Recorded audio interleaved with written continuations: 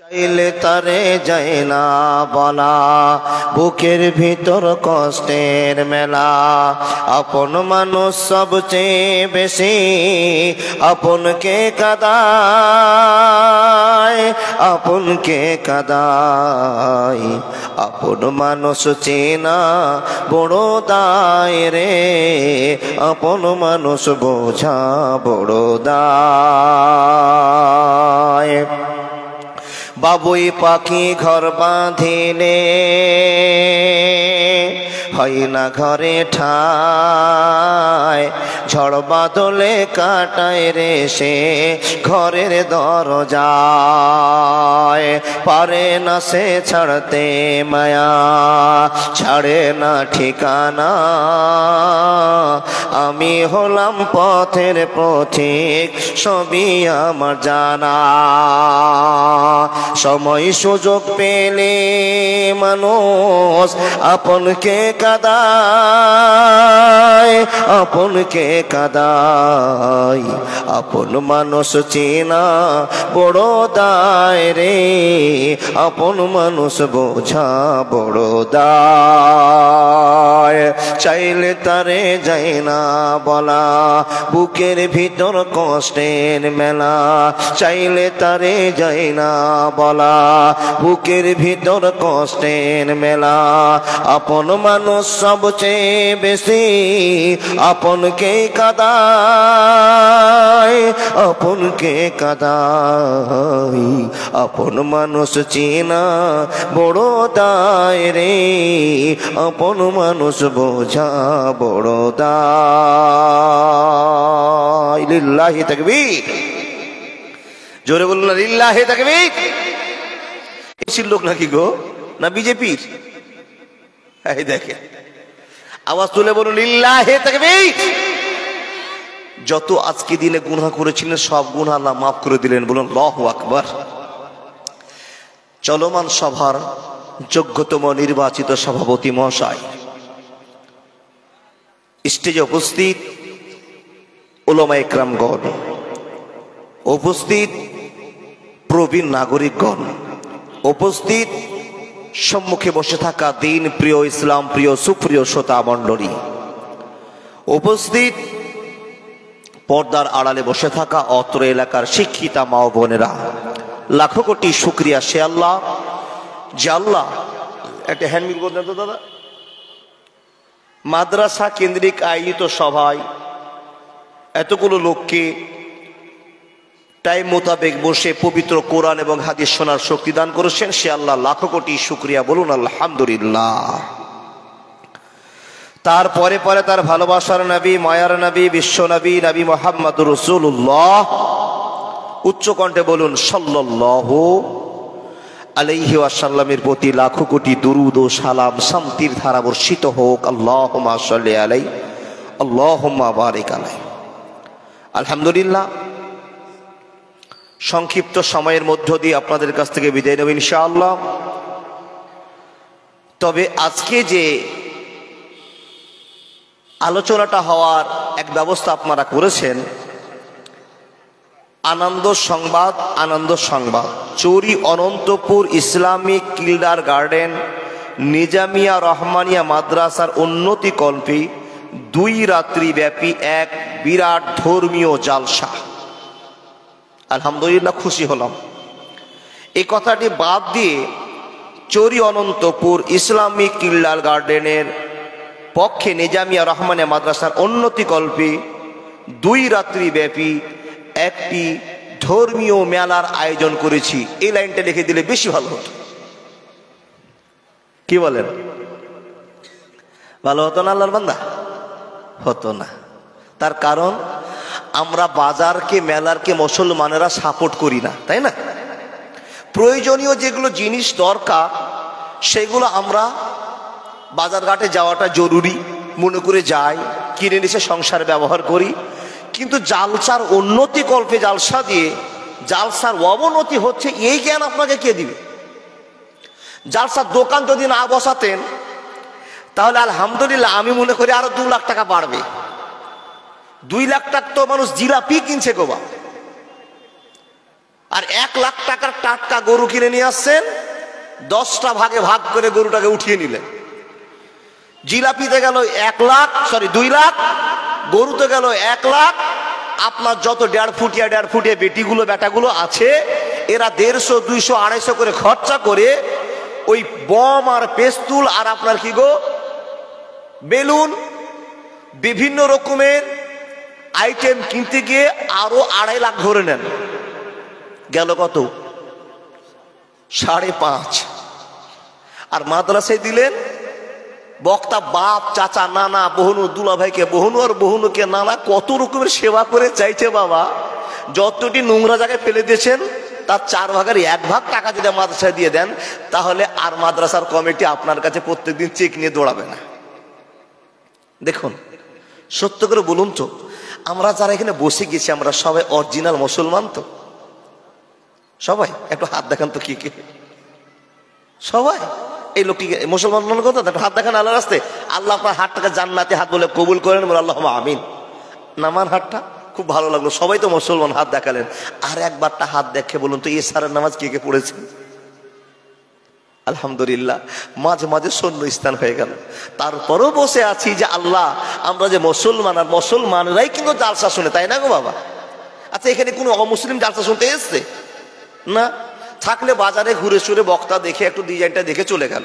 আর মুসলমানেরা জালসা শুনবে যতক্ষণ জালসা চলবে, তাদের নাম মুসলমান। মুসলমানকে আল্লাহ পাক রব্বুল আলামিন খবর দিয়েছেন, কি খবর? যেন মুসলমানেরা দুনিয়াতে ফেঁসে না যায়, আমাকে ভুলে না যায়। যার জন্য বিভিন্ন রকম ভাবে, বিশেষ করে মুসলমানদেরকে যারা আমরা ঈমান এনেছি কারা? যারা আমরা আল্লাহর ভালোবাসা পেয়েছি তারা ঈমান এনেছি, আর আল্লাহ আমাদেরকে দয়া করেছেন। এখানে যতগুলো আমরা মানুষ বসে আছি, আচ্ছা বলুন তো, আমরা কি নিজে নিজে মুসলমান হয়ে গেছি, না কেউ আমাদের মুসলমান বানিয়েছেন? একটু কথা বলুন। কেউ বানিয়েছে, ওই ছেলেটার দরকার আছে, আপনারা বলবেন। আমাদের যিনি বানিয়েছেন তিনার নাম আল্লাহ। তাহলে আমরা কিন্তু এমনিতে মুসলমান হতে পারিনি, আল্লাহ আমাদের দয়া করেছেন। আর আল্লাহ দয়ার কারণে আমাদের সম্মান বেড়ে গেছে। কি সম্মান বেড়েছে? আল্লাহ আমাদের পক্ষে আছে।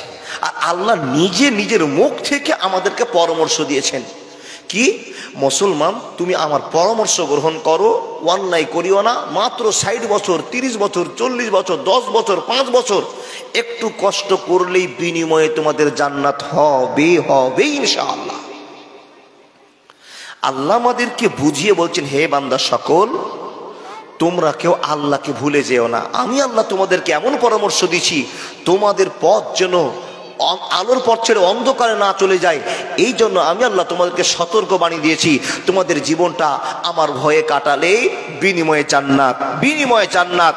আমি তোমাদেরকে লক্ষ্য করে বলছি যেন তোমরা আমাকে স্মরণ করো। কি দেখে? বিভিন্ন রকম দৃশ্য দেখে তোমরা বুঝে নিয়েছো আল্লাহ একজন আছে। এখানে যতগুলো মানুষ আমরা বসে আছি, কেউ কি আমরা আল্লাহকে চোখে দেখেছি বাবা? কেউ কি দেখেছি?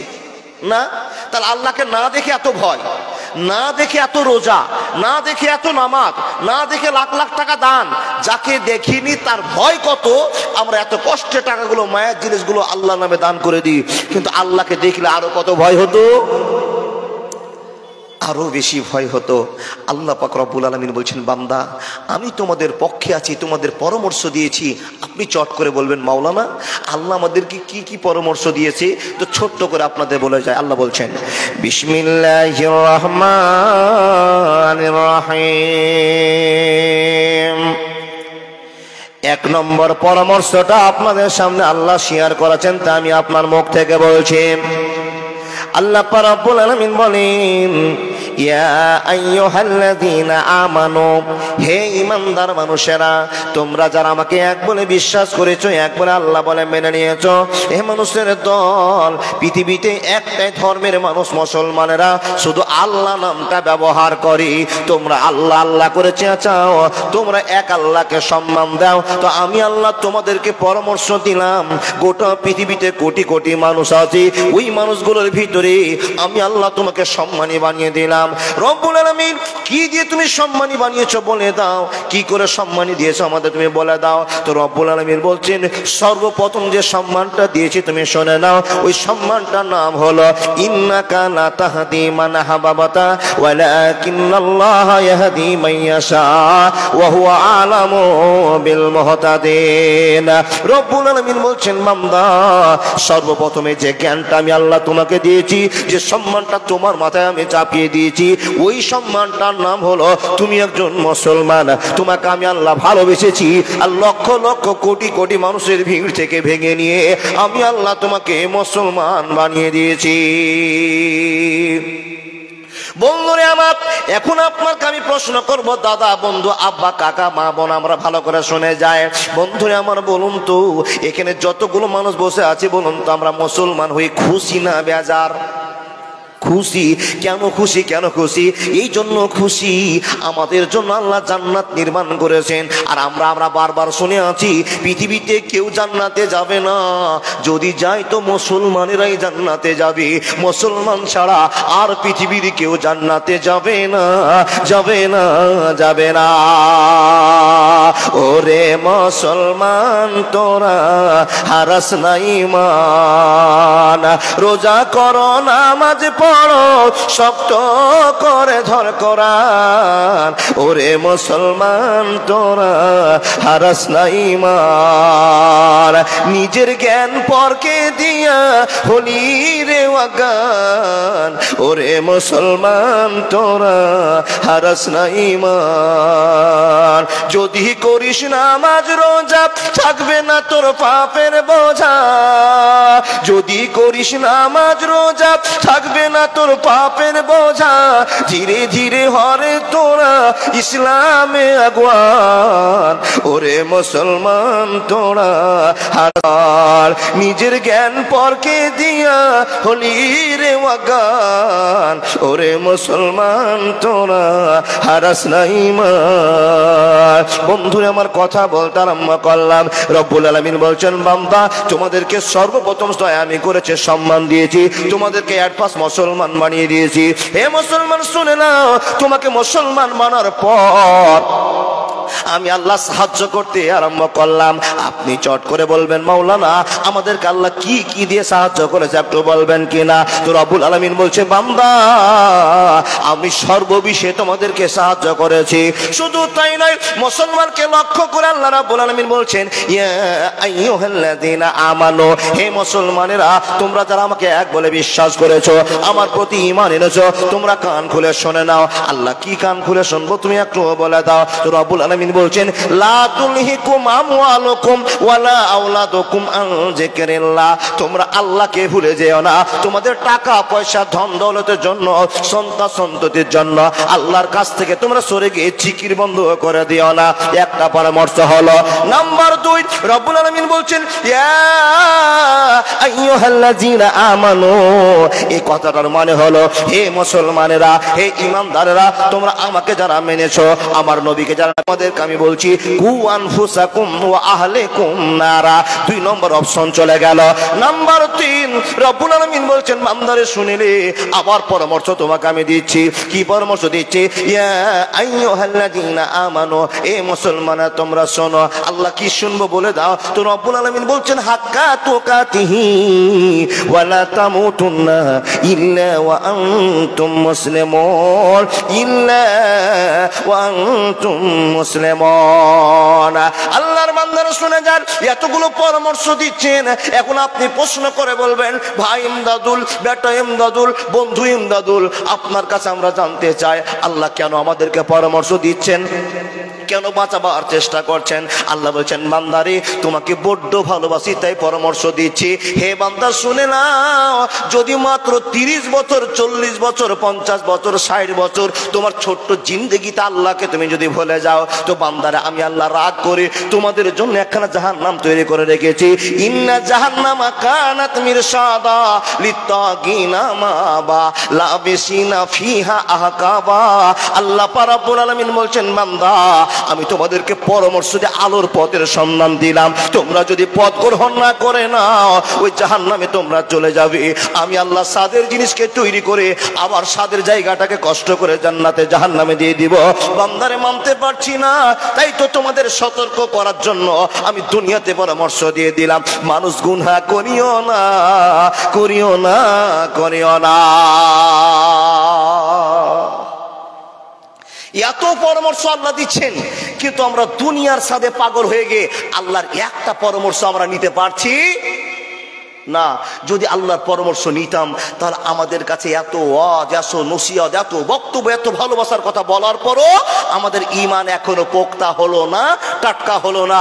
আমরা গর্বিত আকারে বলতে বললাম না আমরা একজন সাচ্চা মুসলমান। যে মুসলমানকে আল্লাহ এত ভালোবাসেন, এত পরামর্শ দিচ্ছেন, সেই মুসলমান আল্লাহকে কষ্টের উপরে কষ্ট দিচ্ছেন। আল্লাহ বলছেন, বান্দা তুমি আমাকে যদি কষ্ট দাও তা আমি তোমার কাছ থেকে রহমতের হাতটা টেনে নেব। দেখি কিছুদিন তোমাদের দুনিয়াতে ছেড়ে দিয়ে দুনিয়াতে পিটন খাইয়ে দিয়ে তোমাদেরকে আবার সোজা করব। এটা আমার কাজ। এটা কার কাজ? আল্লাহ বলছেন আমার কাজ। বান্দা তাই তো তোমাদের ভুল সংশোধন করার জন্য আগে তোমাদেরকে আমি অ্যালার্ট করেছি। কি করেছি? অ্যালার্ট করেছি, খবর জানিয়ে দিয়েছি তোমরা গুনাহ করিও না। এবার গুনাহ আমরা কি করেছি গো বাবা? দুনিয়াতে কম ও বেশি গুনতি করে যে বড় গুনাহগুলো হয় এগুলো হলো 120টা গুনাহ। কত বললাম? কটা? 100টা মুসলমানগুলোই করি। কি করি? জেনা করি, চুরি করি, মদ খাই, মা বাপকে কষ্ট দিই, নামাজ পড়ি না, মানুষের সঙ্গে মানুষের বিপদ লাগিয়ে দিই, ও বাবা মানুষের জিনিস চুরি করে নিই। এই করে করে করে করে করে করে করে করে 120খানা বড় পাপ আছে। যেই পাপগুলোর একখানা পাপ যদি আপনার জীবনে ঘটে যায় তো আপনাকে চোখের পানি ফেলে আল্লাহর কাছে কাঁদতে হবে। এর নাম কাবিরা গুনাহ। আর সাগিরা গুনাহ কি করছেন? সাগিরা গুনাহ, একটা মেয়ে যাচ্ছে, একবার দেখলেন, মন মানলো না বাবা, মেয়েটা দেখে আবার চোখ তুলে তাকালেন, আবার মনে পড়ে গেল আল্লাহ নবী তো নিষেধ করেছে, 2বার টাকা দিয়ে চট করে ঘুরিয়ে নিয়েছেন, চোখটা চলে গেছে, ছোট গুনাহ হয়ে গেল। আল্লাহর বান্দা যদি ওই মেয়েটাকে আবার তীক্ষ্ণ নজরে দেখেন তো কাবিরা গুনাহ হয়ে যাবে। দেখেন রাস্তায় যে চলছেন, একটা কুকুর শুয়ে আছে, আর রাস্তা দিয়ে যখন কুকুরটা শুয়ে আছে ওকে উঠিয়ে দেওয়ার জন্য, জাগিয়ে দেওয়ার জন্য 8টি আর মোটরসাইকেল আছে, গোড়াতে গিয়ে একবার ঘ করে ব্যারিনটা মেরেছেন, আর কুকুরটা ছ্যাক ব্যাক করে দেখে মারলো। তো কি করলেন? সাগিরা গুনাহ করে দিলেন। ও আল্লাহর বান্দা, রাস্তায় যে চলছেন, একটা বড় হাতে লাঠি আছে, রাস্তা ধারে অনেক গাছ গাছালি আছে, পড়াপড়ি মারছেন, গাছে আঘাত করছে না, চলে যাচ্ছেন, গাছের পাতাগুলো ছিঁড়ছে আর চলে যাচ্ছে। ও আল্লাহর বান্দা, সাগিরা গুনাহ করলেন। এইগুলো গুনাহ মানুষ দিনে 100টা করে। বুঝতে পারলেন না? এইগুলো গুনাহ 100টা হয় চলতে ফিরতে। যদি এই 100টা গুনাহ আল্লাহর কাছে সন্ধ্যাবেলায় বলে, আল্লাহ আমি সারাদিনে কি গুনাহ করেছি জানি না, কি ভুল হয়ে গেছে জানি না, মাবুদ তুমি আমাকে ক্ষমা করে দাও, একবার এই কথা বললে 100টা সাগিরা গুনাহ একবারে ডিলিট হয়ে গেল। কিন্তু কাবিরা গুনাহ ডিলিট হবে না। কেন? আল্লাহকে আপনি বড় কষ্ট দিয়েছেন, আর আপনি দুনিয়াতে বড় ফখর করেছেন, দুনিয়াতে বড় অন্যায় করেছেন।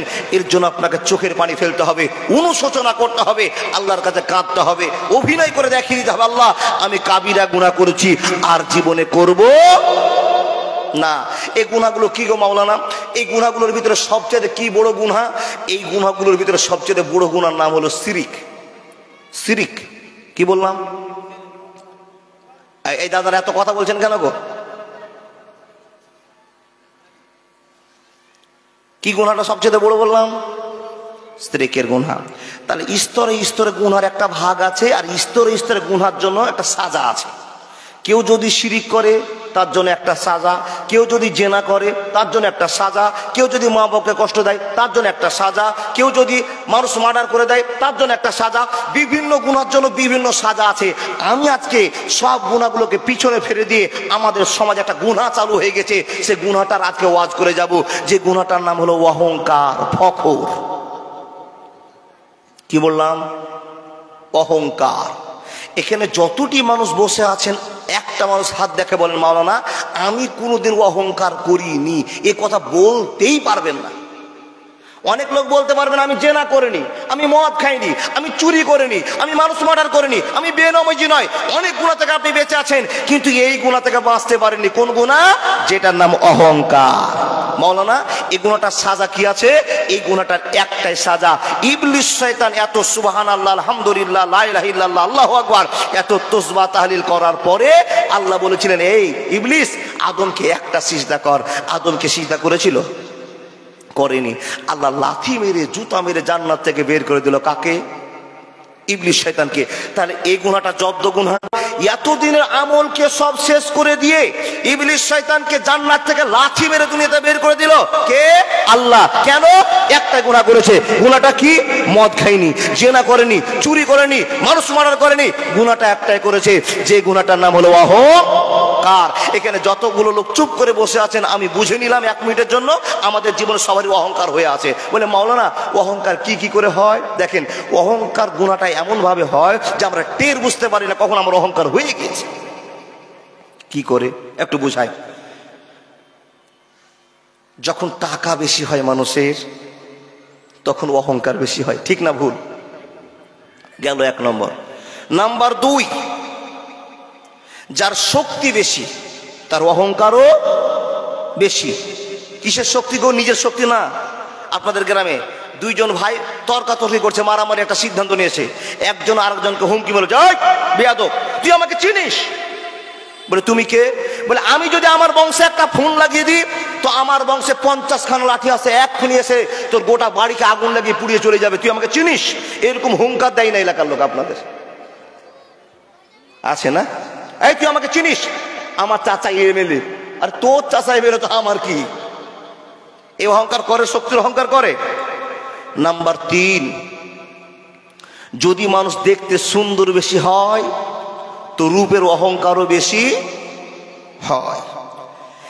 মাদ্রাসার ভিতরে দেখবেন যে মাওলানার ব্রেন বেশি, ওর অহংকারও বেশি। যেই মানুষের জ্ঞান বেশি, তার অহংকারও বেশি। দেখেন, নাম্বার 5, মানুষ চলতে ফিরতে একটা বড় গুনাহ করে দেয়, সে গুনাহটার নাম হলো অহংকার। কি করে করে দেয়? রাস্তাতে একজন গরিব লোক হেঁটে যাচ্ছে, আর আপনি টাকাওয়ালা মানুষ, ওই ছেলেটা আপনার বাড়িতে কাজ করে, ওর নাম আব্দুল সাত্তার কিংবা আব্দুর রহমান। তো ছেলেটা যাচ্ছে, তখন এই বড় লোকটা অহংকার করে ছোট লোকটাকে ডাকছে কি করে? আব্দুর রহমান ওর নাম। যদি বলে আব্দুর রহমান বাবা, ও বাবা শোনো শোনো, তাহলে কত ভালো। কিন্তু কি বল, ও রহমান, এই ছোড়া, এই শোন। বলেন এখানে কি ধরতে পারলেন? কিছু বুঝতে পেরেছেন? আমার গলাতেও প্রমাণ করে দিল আমি তোমার চাইতে অনেক উন্নত। তোমার নাম আব্দুর রহমান, রহমান বলতে পারলাম রহমাইনা বে। তাহলে অহংকার হলো? হলো তো। বন্ধু আমার শোনন, আল্লাহ তাবারাক ওয়া তাআলা বলেন, হে মানুষ সকল শুনে নাও, কোনোভাবে তোমরা অহংকার করিও না। তোমাদের অহংকার করবার মতো কোনো জায়গা নেই। যদি অহংকার করতে হয় আমাকেই করতে হবে, আমি অহংকার করতে পারবো। বান্দারে, তোমরা অহংকার করতে পারবে না। আল্লাহকে যদি আপনি প্রশ্ন করেন, হে রব্বুল আলামিন, আমরা কেন অহংকার করতে পারবো না? তো রব্বুল আলামিন বলছেন, হে বান্দা সকল, তুমি কি নিয়ে অহংকার করবে সেটা তুমি বুঝে নাও। তোমার তো দাম নাই, তোমার তো মান নাই, তোমার তো সম্মান নাই। আমি আল্লাহ দুনিয়াতে কিছু দিনের জন্য মেহমান করে পাঠিয়েছি, যদি একবার টুটিটা ধরে নি তুমি শেষ হয়ে গিয়েছো। এ মানুষ শুনে নাও, তুমি অহংকার করার মতো কি তৈরি করেছো একবার বলে দাও। অহংকার করতে পারলে আমি আল্লাহ করব।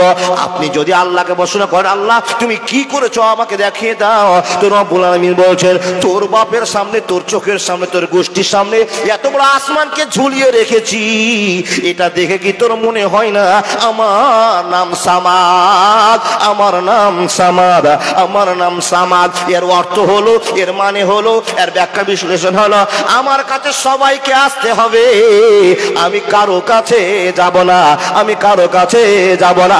এর মানে হলো আল্লাহ সামাদ। হে মানুষের দল, তুমি কি জন্য অহংকার করবে? তোমার কি আছে, তুমি কেন অহংকার করবে?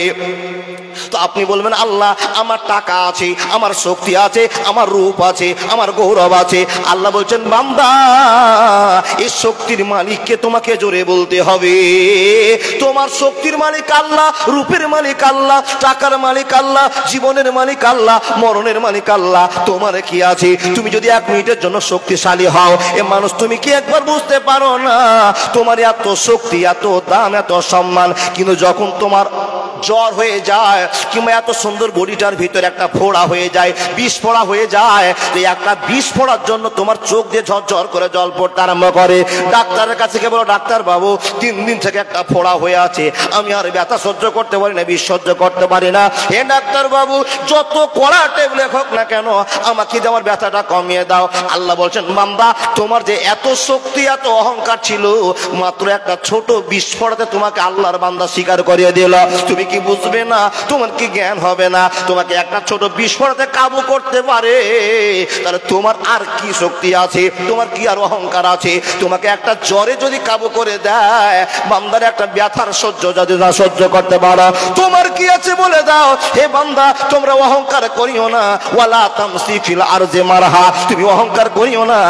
অহংকার করে তুমি দুনিয়া ফাটাতে পারবে না। রব্বুল আলামিন অহংকারের সাজা কি হবে? রব্বুল আলামিন বলছেন ওয়া মা মালাকাত আইমানুকুম ইন্নাল্লাহা লা ইউহিব্বু মান কানা মুখতালান ফাকরা। আরবে বিনয় নয় মিশরে, ইরাক ইরান নয় নয় ভারতে, সারা বাংলার মাটিতে আল্লাহ তোর আইন চলে। যেতে হবে খালি হাতে আল্লাহ তোর দরবারে। আরবে বিনয় নয় মিশরে, ইরাক ইরান নয় নয় জাপানে, সারা পৃথিবীর মাটিতে নবী তোর আইন চলে। যেতে হবে খালি হাতে আল্লাহ তোর দরবারে। একবার জোরে বলুন না সুবহানাল্লাহ। আমি কথাগুলো বলছি, বুঝতে পারছেন তো দাদারা? বুঝতে পারছেন তো? জি, বুঝলে ওয়াজ, না বুঝলে ছেড়ে দিতে হবে। তাকান, আল্লাহর কাছে আজকে ইস্তেগফার করি। আস্তাগফিরুল্লাহ, সবাই বলুন আস্তাগফিরুল্লাহ আল্লাযী লা ইলাহা ইল্লা হুয়াল হাইয়ুল কাইয়্যুম ওয়া আতুবু ইলাইহি। আল্লাহর কাছে স্বীকারোক্তি দিয়ে বললাম আজ জীবনে অহংকার করব না। দেখেন, জীবনে অহংকার করব না। মানুষ অহংকার কখন হয়? একটাও টাকা ছিল না, টাকা হয়ে গেছে। দিল্লিতে খাটতে শিখেছেন, বম্বে খাটতে শিখেছেন, কোনো ব্যবসা করতে গিয়ে উন্নত হয়ে গেছে, আল্লাহ আপনাকে দয়া করেছে। যেদিন টাকাওয়ালা হলেন সেই দিন আপনার বেটা থেকে নিয়ে, বেটি থেকে নিয়ে, স্ত্রী থেকে নিয়ে আপনি সহকারে যা অন্যায় করেন, আল্লাহ এই অন্যায়ের জন্য আপনার খালি লাল কালি মেরে রেখেছে। কেন? আল্লাহ বলছেন বান্দা আমি তোমাকে শক্তি দিলাম, টাকা দিলাম, এত সুন্দর সম্পর্ক দিলাম, আর তুমি একটু ভালোবাসা পাওয়ার পরে আমাকে ভুলে গিয়ে অহংকার শুরু করেছো। দেখো ওমা মালাকাত আইমানুকুম ইন্নাল্লাহা লা ইউহিব্বু মান কানা মুখতালান ফাকুরা। অহংকার করিও না, আমি অহংকার পছন্দ করি না। কেউ যদি অহংকার করে তো সে যেন আমার গায়ের পাঞ্জাবি ধরে টান মারে। জোরে বলুন নাউজুবিল্লাহ। আল্লাহর বান্দা কেমন পাঞ্জাবি ধরে টান? আমি এখন গায়ে কোটটা পরে আছি, তো আমার এই গায়ের কোটটা যদি আপনারা কেউ দুজন লোক উঠে এসে জোর করে কোটটা খোলার চেষ্টা করেন, তাহলে আমি সম্মানী হব না অসম্মানী হব? অসম্মানী হবে। ভাই কেন আপনি আমার কোটটা খুলছেন? কি অপরাধ করেছি? বলে এই কোটটা আপনাকে খুলতে হবে, টানা ছেঁচড়া করছেন, তাহলে আমার সম্মানে লাগলো কিনা? তো আল্লাহ বলছেন বান্দা কেউ যদি অহংকার করে তো আমার গায়ের পাঞ্জাবি ধরে, আমার গায়ের পোশাক ধরে আমার টান মারলো। কেন মারলো? সে আমাকে অসম্মান করছে। কেন? যে অহংকার আমি করতে পারি পৃথিবীর কেউ করতে পারে না, তারপরে তোমরা অহংকার করেছো। তোমাদের একটাই সাজা, অহংকারকে আমি পছন্দ করি না। আর আপনি কি করলেন? দিল্লিতে খাটতে শিখেছেন, আপনার ছেলে টাকা ইনকাম করে, 20,000 টাকা ওপর পকেটে নিয়েছে। এবার বুঝতে পারলেন না? ওপর পকেটে নিয়েছে, টাকাটা লুকিয়ে রাখা যায়? টাকা তো লুকিয়ে রাখা যায়, কিন্তু আপনার বেটা বড় মোবাইল নিয়েছে পকেটে আর 20,000 টাকার বান্ডিল একটা ভরেছে, আর কালিয়াচক মার্কেটে গিয়ে একটা 12 মুন্ডা প্যান্ট কিনেছে। 12 মুন্ডা প্যান্ট চিনেন? যেই 12 মুন্ডা প্যানের 36 টাকার চারোদিকে পকেট আছে, মানে এই বেটা পকেট মার ছিল, ওর বাপ পকেট মার, ওইও পকেট মার, তাই 17 রকমের পকেট লাগা প্যান্টটাকে কিনে নিয়ে এসছে। কেন? কি রাখেছ এই প্যানে? কি আছে জানেন বাবা? এক পকেটে আছে গুটকা, এক পকেটে আছে খৈনি, আর এক পকেটে আছে কি জানেন? কি? হিরোইন। বলছে হিরোইন। আচ্ছা হিরোইন আপনাদেরকে চলছে নাকি? চালিয়ে যান, উমরার কাজ চলছে। সুবহানাল্লাহি ওয়া বিহামদিহি সুবহানাল আযীম। ও বাপ, আপনার ছেলেকে দেখলেন শখ করে বেটাকে প্যান্ট কিনে দিয়েছেন, আর কালিয়াচকে গিয়ে কিনেছে জানেন ড্যামেজ প্যান্ট। সত্য করে উত্তর দিয়ে বলবেন শিক্ষিত মানুষেরা, ড্যামেজ মানে কি গো? ড্যামেজ মানে পচা, খারাপ নয়, পচা। আর মার্কেটে কোম্পানি নাম দিয়েছে ড্যামেজ। প্যান্টটা কেমন? 17 জায়গা ছুঁড়েছে, 3-4 জায়গা কুকুরে খেয়েই নিয়েছে টোটালি। জি, ওই প্যান্ট পরে গোল ফ্লাক সিগারেট ধরে বলে, মাওলানা এত ফ্লাকের নাম কি করে জানছেন? বাপ চ্যাংড়া তো বক্তা। গোল ফ্লাক সিগারেট মুখে নিয়ে রাস্তায় ধরেছে, আর আরটিআর মোটরসাইকেল 70-এ চালাচ্ছে গ্রামে। আচ্ছা ধুলা উড়বে কেমন বলেন? রাস্তা দিয়ে চলে যাচ্ছে, একজন মুরব্বী লোক রাস্তায় দাঁড়িয়ে আছে। চলে গেল, এটা কার বেটা গো? বলে আব্দুর রহিমের বেটা। ও আব্দুর রহিম, যে তো 3 বছর আগে খেতে পাচ্ছিল না, তার বেটার এমন ব্যবহার। আচ্ছা ভালো হলো না খারাপ হলো? খারাপ হলো। ছেলেটার নাম গেল, ছেলেটার বাপের নাম গেল, তার দাদুর নাম গেল। আল্লাহর কসম বলছি, যারা জোরে মোটরসাইকেল চালায় সেই ছেলেদেরকে পরিচয় দিয়ে যাচ্ছি। রাস্তায় যদি কোনো মেয়ে যায়, তো মেয়েটা যদি ভালো ঘরের বেটি হয় তাহলে আপনাকে অভদ্র বলে গাল দিবে, আর যদি দিয়েড়ে বেটি ছেলে হয় তো জারুয়া ছাড়া কিচ্ছু বলবে না। রেকর্ডিং হচ্ছে বাবা, নাউজুবিল্লাহ বলেন, নাউজুবিল্লাহ বলেন। আচ্ছা এই অহংকার মানুষ প্রাধান্য দেয় না, খারাপই মনে করে। আল্লাহ পাক রব্বুল আলামিন বলেছেন, এ মানুষ শুনে নাও, দুনিয়া ফাটাতে পারবা না, অহংকার করে লাভ হবে না, অহংকার করবার মতো তোমার কোনো জায়গা নেই। বান্দারে, এখন যদি তোমার ইতিহাস আমি তুলে ধরে নি, আল্লাহর বান্দা, আল্লাহ যে কথাগুলো আপনাকে বলেছে, আমি যদি সেই ইতিহাসগুলো তুলে ধরে নি, তো এই বয়সে সেই কথাগুলো আপনার কাছে মানাবে না। যখন আমার 40-45 বছর হবে, সেই কথাগুলো আপনাকে ডেলিভারি দেওয়া যাবে। এই আল্লাহর বান্দা রব্বুল আলামিন বলছেন, অহংকার করবার মতো কিছু নেই, অহংকার করবার মতো কিছু নেই। অহংকার করিও না, না তো ইবলিসের মতো লাঠি খেতে খেতে জীবন শেষ হয়ে যাবে। হে মানুষ, তুমি কি জানো না তোমার পূর্বপুরুষদের অবস্থা কি ছিল? আদ সামুদের কমের গল্প তোমরা শোনোনি? এরা অহংকার করেছিল, অহংকার করেছিল, আর অহংকারের জন্য তাদের পৃথিবী ছাড়তে হয়েছিল। বিপদ দিয়ে তাদের ছাড়িয়ে দিয়েছিলাম, গজব দিয়ে ছাড়িয়ে দিয়েছিলাম। তোমরা কি দেখতে পাচ্ছ না? তোমরা কি ভুলে গেছো আদ সামুদের কথা, নূহ নবীর কওমের কথা? তোমরা কি ভুলে গেছো? না না, ভুলে যাওয়া চলবে না। হে মানুষ শুনে নাও, যে আল্লাহ নূহুর কওমকে ধ্বংস করতে পেরেছে, আদ সামুদকে ধ্বংস করতে পেরেছে, সেই আল্লাহ তোমাদের ধ্বংস করতে পারবে যদি তোমরা অহংকার করে নাও। অহংকারের একটা সাজা হবে, দুনিয়া আখিরাত দুটোই বরবাদ হয়ে যাবে। দয়ার নবীজি, আমরা তোমায় ভুলতে পারি না, তোমার আম্মা আমেনা ওগো দুধ মা হালিমা। তুমি জন্ম নিলে মা আমেনার ঘরে, খোদার করুণা ঝরে পড়ে। তুমি সিরাতে রাসূল মারিফাতের বুলবুল।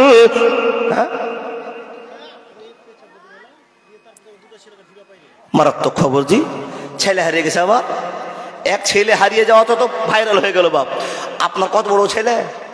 ছোট ছোট, আপনার সাথে বেশি বুদ্ধি রাখে। দেখেন ওই দোকানে গেছে বেলুন কিনতে,